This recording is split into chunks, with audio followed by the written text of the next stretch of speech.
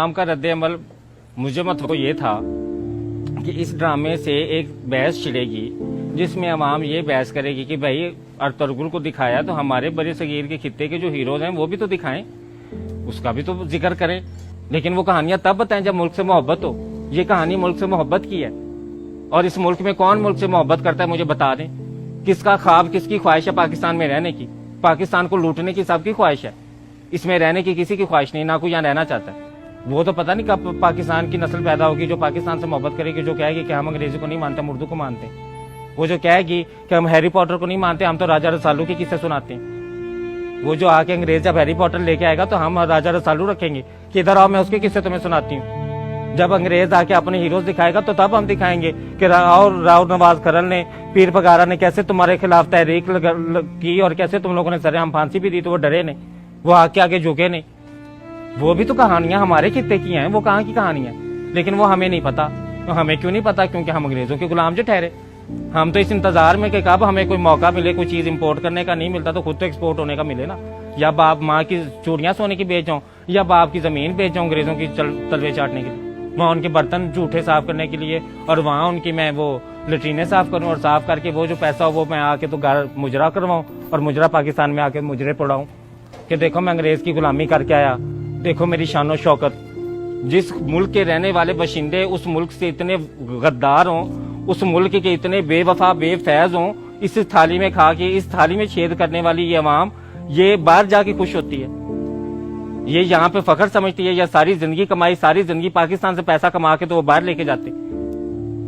सारी जिंदगी खाया पाकिस्तान का, 20 साल तुम लोगों ने पाकिस्तान में खाया, खा के फिर तुम लोगों ने 10 साल पैसा इकट्ठा बाहर जाने के लिए किया और फिर बाहर जाके अंग्रेजों की गुलामी शुरू कर दी। हमारे मुल्क की जबान उर्दू जबान जिसकी शायरी सुनते हैं अंग्रेज बैठ के, वो बाबा बुल्ले के शाह का कलाम जो पंजाबी में शेर अंग्रेज बैठ के सुन रहा है और वो दुनिया में उसका नाम ले रहा है, उसको प्रमोट कर रहा है, हम उसी पंजाबी को तौहीन समझते हैं। आप जाए नाके पे, आप उसी नाके वाले से पंजाबी में बात करके उसका रवैया देख लें, फिर उसी से इंग्लिश में बात करके उसका रवैया देख लें। पंजाबी में बात करेंगे तो वो कहेगा कि ये कोई पागल घटिया इंसान है, जाहिल सा, इसको तो डराओ धमकाओ, इसको तो पूछो कौन हो यार, कहाँ से आए हो, की गल है तीनू, की मसला वा तीनू, कौन आ तू, कार्ड वखा, ये वखा, कित्थों आ।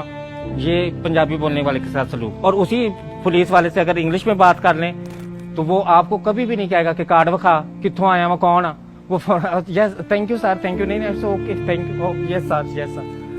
दफ्तर में चले जाएं नौकरी लेने के लिए, इंग्लिश आती नहीं सर, चलो जाओ तुम्हें नौकरी नहीं मिलेगी, अंग्रेज का गुलाम ही नहीं है, जाओ गुलामी के लिए अंग्रेजी सीख के आओ। तलवे कैसे चाटने हैं? कब हम कहेंगे कि मैंने फेयर एंड लवली नहीं, मैंने तिब्बत क्रीम लगानी है? कब हम कहेंगे कि मैंने कोको कोला नहीं, मैंने शिजान जूस पीना है? कब हम कहेंगे? कोको कोला भी जहर ही है, चीनी है। शिजान जूस में भी तो इतनी चीनी जहर नहीं होगी जितनी कोको कोला पिला, वो हमें शौक है पीने का। लेकिन हमने तिब्बत क्रीम नहीं लगानी, हमने फेयर एंड लवली क्रीम लगानी है। और लगानी क्यों है? क्योंकि जी अंग्रेज गोरा है तो हमने तो गोरे होना है। अंग्रेज धूप में बैठ के बेशक रंग गंदमी करता है, बेशक वो कहता है कि मैंने सूरज में टैन लेना है और मैंने रंग गंदमी करना है और कशिश गंदमी रंग में, लेकिन नहीं भाई, वो तो अंग्रेज की आला जरफी अगर वो ये बात कर देते हैं। लेकिन हम ज़ेनी गुलाम लोग हैं, हम आला दर्जे के, इंतहाई आला दर्जे के गुलाम लोग हैं। हम लोगों ने तो रंग गोरा करना है, अंग्रेज का रंग जो गोरा है। अंग्रेज फटी पैंट पहनता है, अंग्रेज अपनी सारे वो नंगा ही फिरता है, वो कौन से कपड़े पहनता है, उनके यहाँ कोई इतना कॉन्सेप्ट नहीं पाया जाता। हम लोगों ने भी ब्रांड ने माशाल्लाह क्या कि सारी पैंटें और शर्टें हमने फाड़ दी हैं। उनका नाम क्या रखा है? Destroy jeans. फटी पैंट नहीं कहना, फटी पैंट से तो वो पता चल जाएगा कि फटी पैंट है, वो तो गरीब मजाक उड़ाएगा कि मैं तो गुर्बत से फटी पैंट पहन रहा हूं, तुम्हें किसने मजबूर किया? अब कौन बताया कि अंग्रेज के गुलाम है ये लोग? वो तो अंग्रेजों को आइडियलाइज किया हुआ ना, उनको आइडियलाइज किया कि नंगे घूमते हैं, तो हम क्या करें? यहाँ पे अब इस्लामी मुल्क है, अब यहाँ पे नंगे तो घूम सकते हैं, हम डिस्ट्रॉय जीन्स पहन लेते हैं कि वो सारी फाड़ के टंगा तो थल्ले सारी फाड़ के तो फिर हम डिस्ट्रॉय जीन्स पहन के जी नंगे घूमे। हमारे पास एक कल्चर था, हमारी शलवार कमीज थी, हमारे सिंध में कितना प्यारा लिबास है, हमारे पठानों का कितना खूबसूरत कल्चर है, हमारे सूबों में जाए कितना प्यारा कल्चर है।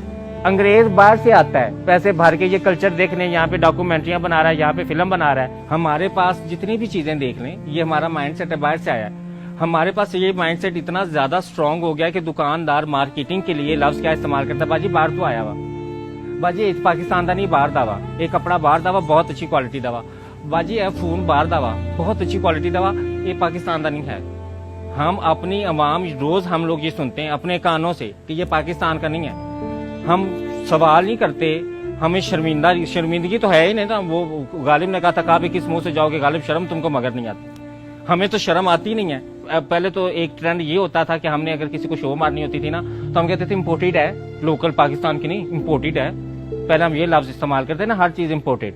अब क्या हम करते हैं, अब जो जदीद दौर हवस, जब मजीद हमारी गुलामी की जो हवस बढ़ गई तो हम लोग मियाँ बीवी भी इम्पोर्ट करने लग पड़े।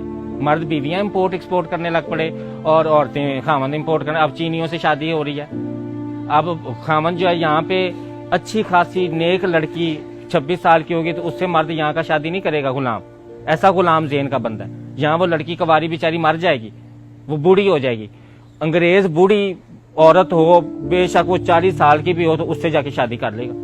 क्यों नहीं हम अपनी तारीख सिखाते? क्यों नहीं हम दुनिया में उनको बताते? हमारे पास बड़ा रिच कल्चर है, हमारे पास बहुत सारी तहजीबें सकाफतें इस खित्ते में रह के गई हैं। मोंजोदाड़ो को देखें, मोंजोदाड़ो से पीछे चले जाएं, कौन कौन सी तरीके सकाफतें यहाँ पे गुजरी हैं, कितनी जदीद सिविलाइजेशन, जदीद तहजीबें भी यहाँ पे गुजरी हैं। और यहाँ के हीरोज का नाम आप लोगों को तो पता ही नहीं होगा, अल्लाह खैर करे। हीरोज का नाम हमें कहाँ से पता होगा? हमें कोई ना पढ़ाया, ना हमें किसी ने बताया। हमें शुरू से बताया कि बेटा अंग्रेज के तुम गुलाम हो, अंग्रेज की दी हुई हर चीज को तुमने पसंद करना है। बड़े सगीर की तारीफ पढ़े, फिर कोई ड्रामा ऐसा बनाए, ऐसा अजीम पैसा लगा के ऐसा प्यारा ड्रामा बनाए। वो गुजरा वे वाली फिल्में छोड़ के ना, वो जो हमने फिल्में बनाई हैं, असील गुज्जर तो राजपूत गुज्जर तो राणा गुज्जर, वो अब फिल्में छोड़ के तो अब हम आगे थोड़ा सा, मैं पंजाब नहीं जाऊंगी तो मैं लाहौर नहीं जाऊंगी, तो लाहौर से कराची नहीं जाऊंगी, अब ये फिल्में आ रही हैं। तो इन फिल्मों से निकल आए, कोई लोगों को शौर दे दें, कोई तालीम दे दें, कोई लोगों को हिस्ट्री पढ़ा दे, कोई तारीख पढ़ाए अपने बच्चों को, ताकि वो अपने मुल्क से मोहब्बत करें। हम अपने मुल्क से मोहब्बत हमारी नौजवान आगे नस्ल क्यों नहीं कर रही? क्योंकि हमने उन्हें इम्पोर्टेड वाला कॉन्सेप्ट जो दिया हुआ। शुक्र हमने ये नहीं कह दिया कि बेटा तुम भी इम्पोर्टेड हो, ताकि वो अपने आप को और ज्यादा वो आला अरफा समझे कि हम इम्पोर्टेड बच्चे हैं, हम पाकिस्तान में पैदा नहीं हुए।